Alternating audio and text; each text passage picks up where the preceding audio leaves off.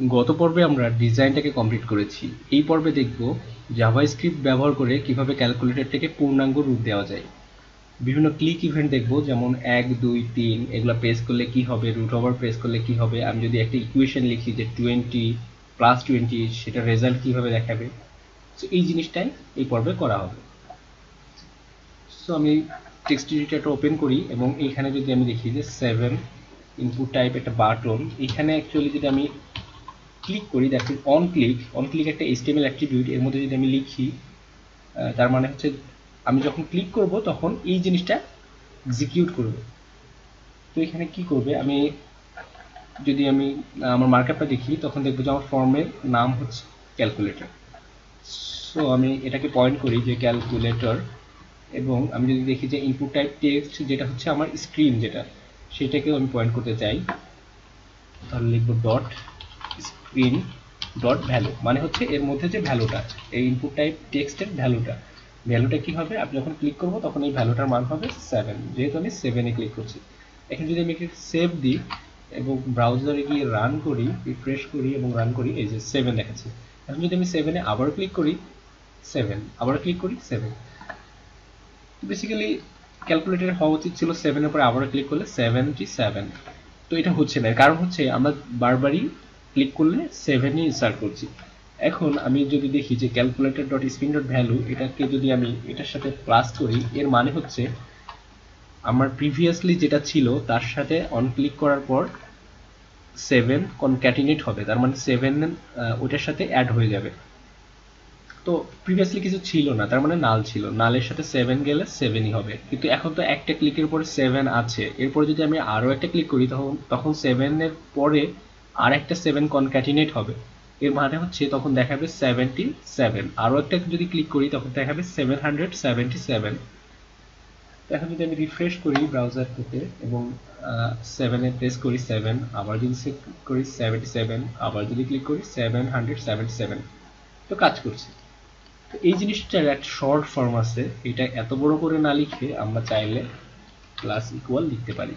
এর মানেই হচ্ছে calculator dot screen dot value এর সাথে যেটা আছে সেটার সাথে 7 কনক্যাটিনেট করে ওই ভ্যালুটাই আবার calculator dot screen dot value এর মধ্যে রাখা। তো সিমিলারলি আমরা এই জিনিসটাই বারবার করব। সো এটাকে আমরা কপি করি, এখানে পেস্ট করলাম, করে এটাতে দিলাম 8, এটাতে 9 এবং এটাতে প্লাস দিলাম। এই যদি আমি এটাকে রিফ্রেশ করি এবং 7 8 9 প্লাস, এই যে সবগুলাই কাজ করছে। তো সিমিলারলি আমাদের বাকি সবগুলাও এই একইভাবে লিখতে হবে। এখানে আমাদের অন ক্লিকের মধ্যে ভ্যালুর মান 4, এটাকে করতে হবে 4, এটাকে 5 6 মাইনাস 1 2 3 স্টার, এভাবে করতে হবে। তো এটা না করে এটা আমার প্রিভিয়াসলি মার্কআপ ডকুমেন্ট থেকে আমি অংশটুকু নিয়ে আসি কপি করে এবং এখানে আমি পেস্ট করে দিই। এটুকু সবাই করতে পারবেন। এই যে আমি যে অংশটুকু করেছি সেটা হচ্ছে এই যে 4 এর জন্য 4 5 6 মাইনাস 1 2 3 স্টারের জন্য সিমিলারলি 1 2 3 স্টার এটা দিয়েছি। এবং এটার জন্য আমাদের সেম কাজটাই করতে হবে, যে 0 এর জন্য আমাদের লিখতে হবে 0, ডটের জন্য এখানে লিখতে হবে ডট, ডিভাইডের জন্য সেম ভাবে আমাদের এখানে লিখতে হবে ডিভাইড। এটা যদি আমি এখন সেভ করি এবং ব্রাউজারে গিয়ে রান করি, রিফ্রেশ করি, তখন দেখো 7 8 9 প্লাস মাইনাস 6 5 4 1 2 3 স্টার 0 0, হ্যাঁ পেয়েছে, দশমিক, হ্যাঁ পেয়েছে, ডিভাইড, এই সবগুলোই পেয়েছে। সো কাজ করছে। এখন যদি আমি চিন্তা করি যে 12 প্লাস 12 এটা কত হবে, আর যদি ইকুয়াল প্রেস করি তখন রেজাল্টটা দেখাবে। সো রেজাল্টটা দেখানোর জন্য একটা সুন্দর ফর্মুলা আছে, একটা সুন্দর জাভাস্ক্রিপ্ট ফাংশন আছে, খুবই সহজ। সেটা আমি দেখাই। যেমন অন ক্লিক, আমি যদি ইকুয়ালে ক্লিক করি তখন কি হবে, ইকুয়াল ক্লিক করলে হচ্ছে ইকুয়াল নামে একটা জাভাস্ক্রিপ্ট ফাংশন আছে, সেটা কি করে, সেটা হচ্ছে একটা স্ট্রিং এর মধ্যে যদি যোগ বিয়োগ গুণফল যেগুলো থাকে সেগুলোকে ইভালুয়েট করে সেটার রেজাল্টটা আমাদের আউটপুট দেয়। সো এখানে আমাদের স্ক্রিনের মধ্যে অ্যাকচুয়ালি কি কি আছে সেটা পাওয়ার জন্য লিখতে হবে calculator dot screen dot value. আমাদের ক্যালকুলেটর ডট স্ক্রিন ডট ভ্যালুর মধ্যে যেটা আছে সেটা আমাদের ইভালুয়েট করো, বাট ইভালুয়েট তো করলো, এখন আমরা এটা দেখাবো কোথায়? দেখাবো স্ক্রিনেই। সেক্ষেত্রে আমাদের স্ক্রিনের ভ্যালুর মধ্যেই রাখতে হবে। So calculator dot screen dot value এর মধ্যে এটাকে আমরা রাখবো। সো এখন যদি আমি এটাকে সেভ করি এবং এটাকে রিফ্রেশ করি, তখন যদি আমি দেখি 12 প্লাস 12 24, যদি আমি আবার রিফ্রেশ করি 12 ইন্টু 12 144, এরকম সিমিলারলি যদি আমি 8 মাইনাস 9 দিই, মাইনাস 1। সো ঠিকঠাক কাজ করছে। এখন বাকি যে ফাংশনালিটিগুলো আছে আরও কিছু দেখি আমরা, যে 25.5 প্লাস 24.5, এটা অ্যাকচুয়ালি কত দেখাই? 50। সো ঠিক আছে, কাজ করছে আমাদের সবগুলাই। এখন বাকি ফাংশনালিটি যেগুলো আছে, যেমন এই যে রুট ওভার আছে বা ক্লিয়ার আছে, ব্যাক স্পেস আছে, এগুলা কিভাবে কাজ করা যায় সেটা দেখব। তো আমরা ওই অংশটুকুতে যাই। এই যে স্কোয়ার রুট যেটা ছিল, এই যে এটা স্কোয়ার রুট, এটা কিভাবে করব? এটা অন ক্লিক করলে কি হবে সেটা দেখি আমরা। অন ক্লিক করলে আমাদের স্কোয়ার রুটটা দেখাবে। এর জন্য ম্যাথমেটিক জাভাস্ক্রিপ্টের ম্যাথের মধ্যে একটা, যে ম্যাথ ডট এসকিউআরটি, এই ফাংশনটার কাজ হচ্ছে সে যে স্ট্রিংটা পাবে এখানে, সেইটার স্কোয়ার রুট আমাদেরকে আউটপুট দিবে। তো এখানে যদি আমি লিখি যে calculator dot screen dot value, এটা স্কোয়ার রুট আমাকে দিবে, বাট আমি এটাকে শো করাবো কোথায় বা রাখবো কোথায়, সেটার জন্য আমাদের আবার লিখতে হবে calculator dot screen dot value এটার মধ্যে।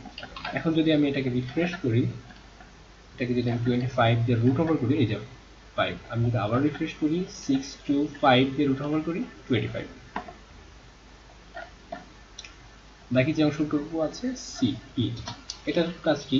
অন ক্লিক যদি দিয়ে আমি সবকিছু মুছে দিতে চাই, so calculator dot screen dot value equal to, আমরা একটা ফাঁকা স্ট্রিং দিয়ে দিব। এর মানে হচ্ছে যাই থাকুক না কেন, এটা কিন্তু আমরা কনক্যাটিনেট করছি না, এটা মানে হচ্ছে যা ছিল প্রিভিয়াসলি সব মুছে যাবে, মুছে গিয়ে একেবারে একটা ব্ল্যাঙ্ক একটা স্ট্রিং এখানে রাখুক। সো সিমিলারলি সি এর জন্য আমরা সেম জিনিসটা লিখে দিই, এটাতে পেস্ট করে দিই। যদি আমি রিফ্রেশ করি এখন, যে 2 5 8, এটা দিয়ে সি চাপিয়ে যায়, রিমুভ হয়ে গেল সব, আবার সি চাপলেও রিমুভ হয়ে গেল। এখন যদি আমরা কাজ করতে চাই যে ব্যাক স্পেস কিভাবে কাজ করে, যে এই ব্যাক স্পেসটা, এটার জন্য জাভাস্ক্রিপ্টে সুন্দর একটা ফাংশন আছে, খুবই সহজ। এটা যদি আমি ক্লিক করি, তার মানে হচ্ছে অন ক্লিক ইভেন্ট যদি এটা হয়, তাহলে হবে হচ্ছে calculator dot screen dot value, এটার মধ্যে যাবে হচ্ছে calculator dot screen dot value dot slice. Slice হচ্ছে জাভাস্ক্রিপ্টের একটা ফাংশন। এখানে আমি যদি লিখে দিই এটা, যে 0 মাইনাস, এর মানে হচ্ছে সে প্রতি ক্লিকে 1 করে মাইনাস করতে থাকবে আমার স্ট্রিং এর। তার মানে এখন যদি আমি রিফ্রেশ করি এটাকে এবং 2 3 4 লিখি এবং একবার ক্লিক করি, এর মানে হচ্ছে যে 4 চলে গেল, 3 চলে গেল, 2 চলে গেল, মানে একবার করে আমাদের স্ট্রিংটা কমছে। এটাই হচ্ছে ব্যাক স্পেসের কাজ মূলত। তো আমাদের ক্যালকুলেটরটা একটা ফুললি ফাংশনাল, যেমন আমি 1 2 3 লিখে 3 কাটতে পারছি, মাইনাস করতে পারছি 10, এর মানে হচ্ছে আউটপুট দেখাবে 2, 2 এর সাথে যদি আমি 2 ভাগ করি রেজাল্ট হবে 1, এর সাথে যদি আমি আবার 15 যোগ করি রেজাল্ট হচ্ছে 16, 16 কে যদি রুট ওভার করি এটা হচ্ছে 4। এবং মুছে দিতে চাইলে ব্যাক স্পেস চাপতে পারি অথবা ক্লিয়ার করতে পারি।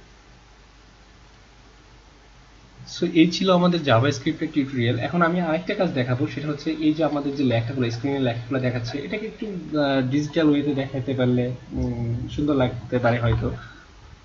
সো আমি গুগল ফন্ট ইউজ করে দেখাবো এখানে, যেটা ইউজ করার ফলে এখানের আউটপুটটা একটু সুন্দর দেখা যেতে পারে। সো আমি google.com/fonts-এ গেলাম, গিয়ে এখানে একটা ফন্ট সার্চ করি, অরবিট্রন ফন্টস ফন্ট ফ্যামিলিটা চুজ করছি। এখান থেকে যদি আমি কুইক ইউজে ক্লিক করি, আমি এখানে নর্মালটাই সিলেক্ট করলাম করে, এই যে স্ট্যান্ডার্ড যে ভার্সনটা আছে, স্ট্যান্ডার্ড কোড যেটা আছে, এটা নিয়ে আমি আমার কোডে পেস্ট করে দিব, টাইটেলের ঠিক নিচে পেস্ট করে দিলাম।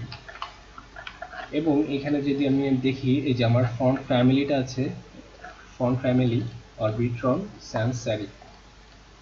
সো এটা আমি চাচ্ছি হচ্ছে আমার স্ক্রিনে ইনপুট টাইপ টেক্সটের মধ্যে। তো আমি যদি এখানে এটাকে পেস্ট করে দিই, এই যে পেস্ট করে দিই, তো হচ্ছে রিফ্রেশ করি, তখন এখন যদি আমি লিখি, এই যে স্ক্রিনটা একটু অন্যরকম দেখাচ্ছে এখন। এখন যে 12 ইন্টু 12 আমরা 44 রুট ওভার করলে আবার 12। তো এই ছিল বেসিক জাভাস্ক্রিপ্ট ক্যালকুলেটরের টিউটোরিয়াল। আশা করি আপনাদের ভালো লেগেছে। আপনারা অন্যান্য টিউটোরিয়াল দেখুন, আশা করি একটু হলেও কাজে দিবে। সো ধন্যবাদ সবাইকে, ভালো থাকুন, সুস্থ থাকুন।